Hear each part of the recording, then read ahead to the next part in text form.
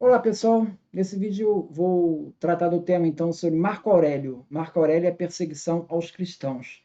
Tem um vídeo da Multiversal, está escrito aqui nos comentários, em que eles usam a seguinte argumentação, que Marco Aurélio era um filósofo, então não seria compatível você ter uma perseguição na época do Marco Aurélio. Não seria compatível com o texto de Meditações, por exemplo, que é um texto filosófico. Como é que ele poderia estar ali reconhecendo o martírio dos cristãos? Seria contraditório. Ele está reconhecendo que ele está perseguindo os cristãos ali, ele, nesse mesmo texto, que ele está exaltando as virtudes de um filósofo. Então, existe aí uma contradição. Isso estaria mostrando, então, que aquela passagem do Marco Aurélio, né, que foi examinado já em outro vídeo, ele estaria se referindo lá não ao martírio dos cristãos, que eles não eram martirizados, mas a mentira que os cristãos inventaram de terem sido martirizados. Na verdade, eles nunca foram martirizados. Era uma mentira inventada pelos cristãos. Então, essa é a perspectiva da multiversal. Tá? Então, aqui, esse vídeo vai mostrar, discutir essa questão especificamente. Ali no vídeo da Multiversal, eles começaram a falar também do martírio de Perpétua, reagindo a um vídeo meu que eu falei martírio de vários, não me limitei a Perpétua, né? Mas sobre Perpétua, então se mereceria um outro vídeo específico sobre isso, né? Então aqui eu vou focar só a questão do Marco Antônio, né? Esse livro aqui fala da Era dos Gladiadores e ele concorda com isso. Ele faz o seguinte comentário: talvez hoje mais conhecido como filósofo, o imperador Marco Aurélio foi um dos poucos governantes romanos que não apreciavam os jogos dos gladiadores. Ele raramente comparecia às matanças na arena e nunca organizava jogos especiais para encantar a multidão. Então, confirma a imagem de um cara que não apreciava esse tipo de martírio. Né? Então, como explicar isso? Para isso, eu vou estar me baseando aqui no texto do Paul Keretz, tá? Que ele discute a questão de Marco Aurélio foi um perseguidor? Né? Bom,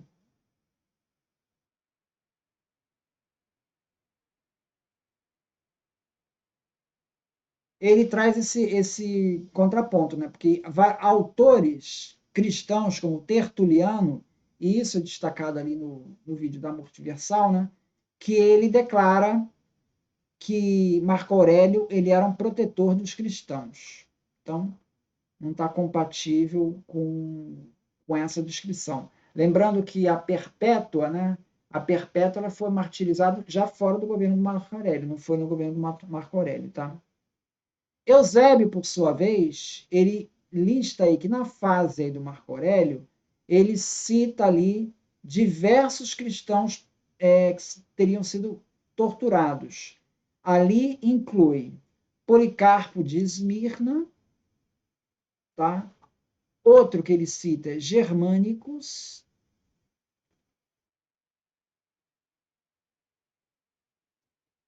outro que ele cita é Metrodoros. Metrodoros, inclusive, ele era um marcionita, era um presbítero cristão, mas marcionita. Foi citado também como tendo sido martirizado. Justino Mártir também está nessa lista. Tudo isso na época do Marco Aurélio. E principalmente também o martírio de Lyon, os mártires de Lyon, que foi ali na cidade francesa de Lugdunum, em 177. Também é da época do Marco Aurélio.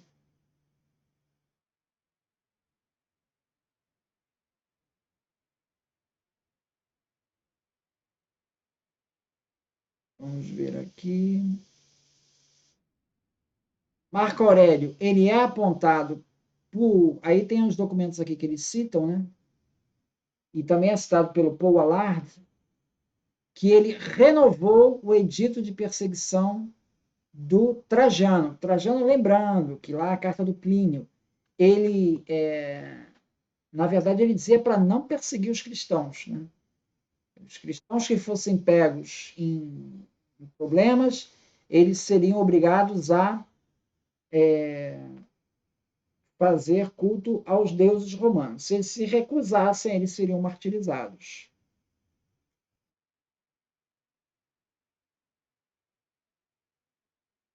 Então,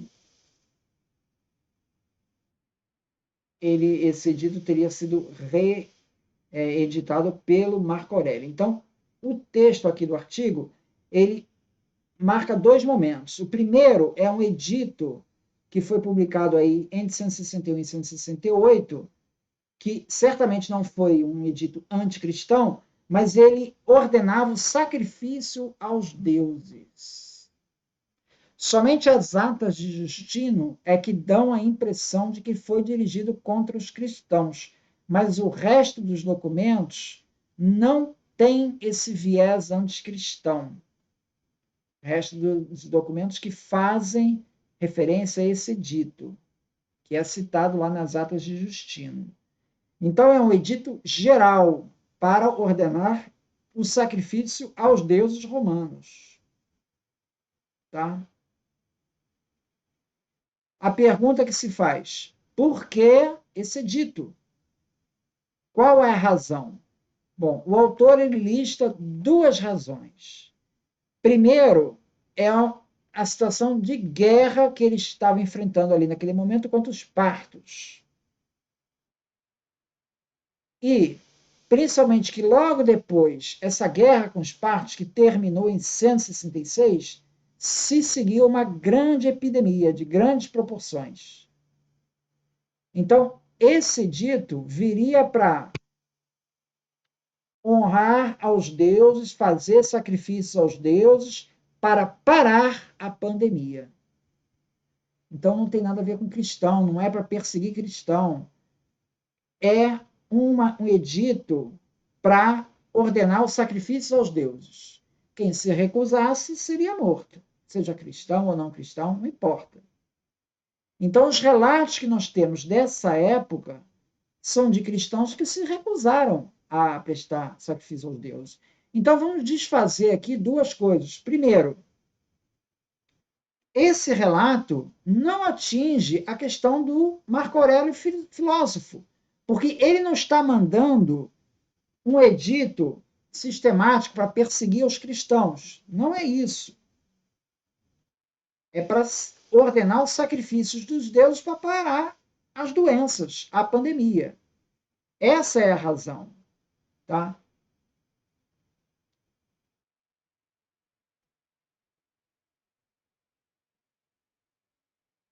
Então, ele faz referência a vários textos, tá? Ao texto Vita de Albércios, ao texto de Orósios e as Atas de Justino, e mais os Mártires de Pérgamo, os textos que a gente tem dos Mártires de Pérgamo, para assumir a existência desse edito geral nessa altura, de 160 até 168, ordenando sacrifícios para aplacar a ira dos deuses. Isso está presente em todos esses documentos que eu citei aqui, da época, que matam não só cristãos, mas qualquer um que se recusasse a sacrificar os deuses. Então, esses editos gerais de 166 a 168, obviamente, não eram feitos para os cristãos em geral.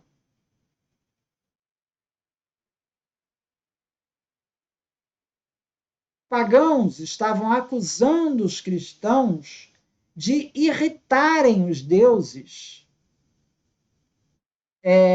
E por isso é que os cristãos acabavam sendo denunciados, entende? Então, é uma parte de uma intriga também. É uma parte de uma intriga também.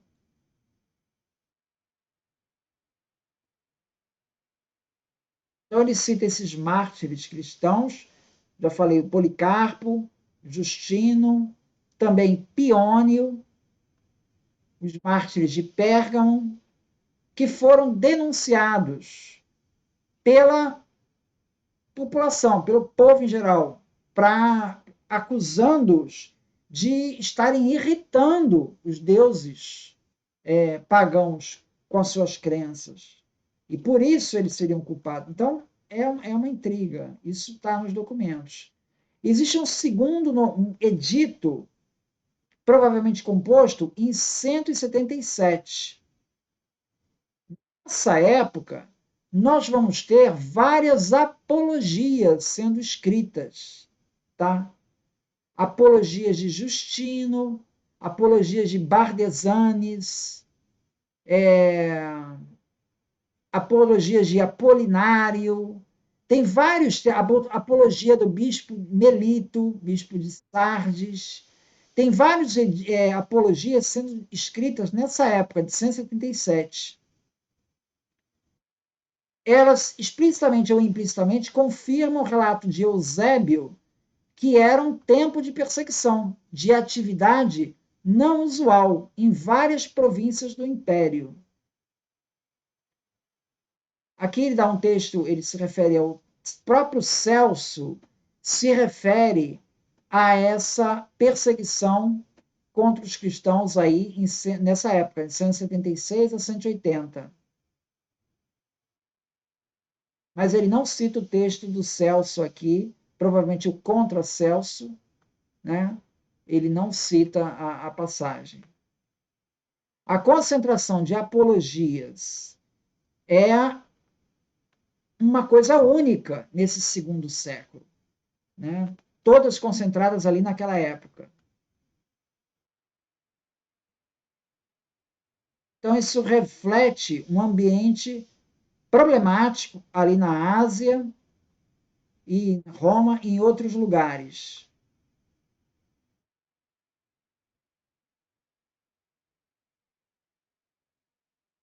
O bispo Sardes, de Melito de Sardes, né, ele faz uma referência enigmática a novos decretos que eram produzidos para disparar a violência da população e perseguição.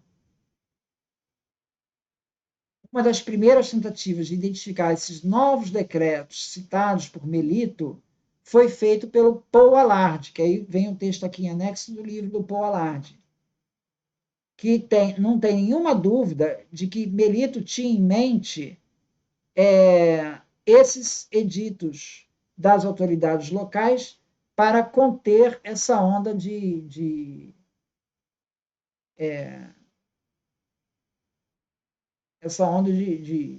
contra os que não se aceitavam a honrar os deuses romanos. Então, o problema todo está em torno de você não aceitar queimar incenso lá para os deuses romanos, por conta dessas epidemias que estavam graçando lá na época. Então, temos esses dois momentos, né? Em 166 e depois novamente em 170. Essas duas ondas de ações maciças contra os cristãos durante o reinado de Marco Aurélio nos leva às seguintes conclusões. A violência não usual e largo número de mártires reportados por Eusébio nesse período, de 161 a 168, foram o resultado desse edito imperial de 167, ordenando sacrifícios aos deuses para todo o império, como uma maneira de enfrentar a trágica situação causada pela guerra e pela praga. Esse dito geral estava alinhado com a tradição romana, não tinha um significado anticristão propriamente, mas eram medidas para conter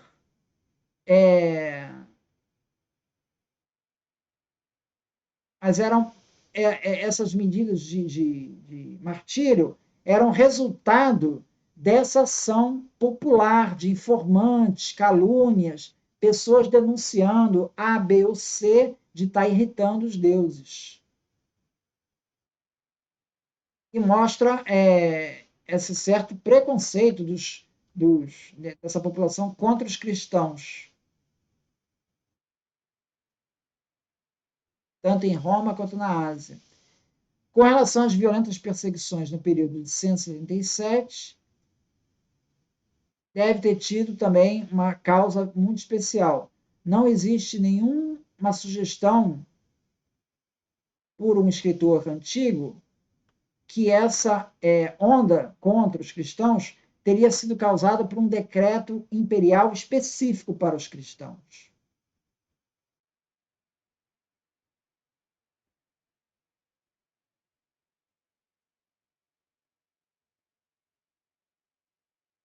Isso pode ser explicado, então, por uma reação local a todos aqueles que rejeitavam a prestar culto aos deuses dos imperadores.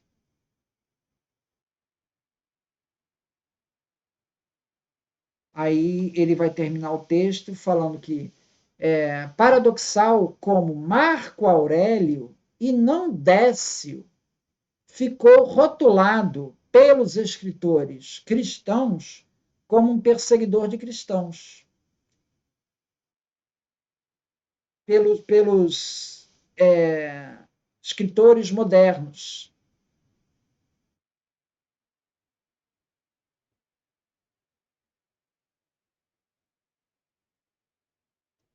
É mais irônica ainda saber que o imperador que se seguiu foi Cômodo, né, que foi seu filho e sucessor, que foi condenado pelos romanos como sendo um imperador bastante brutal e violento. Esse daí, ele não perseguiu cristãos. Ele não é registrado entre os cristãos como tendo tido uma perseguição. Entende? Então, qual a conclusão? A conclusão é que a perseguição de Marco Aurélio não foi propriamente contra os cristãos, como isso é falado já há várias lives. Uma perseguição sistemática, objetiva, tendo como foco os cristãos, só vai acontecer com Décio em diante. Nessa altura do Marco Aurélio, século II, ainda não há essa perseguição sistemática. Então, o que houve cristão ali que foi martirizado? Sim, houve cristão que foi martirizado, mas porque não aceitou prestar culto aos deuses romanos. Então, essa tese eu vou deixar aqui o texto do Querétcides. Tá? Muito obrigado, então.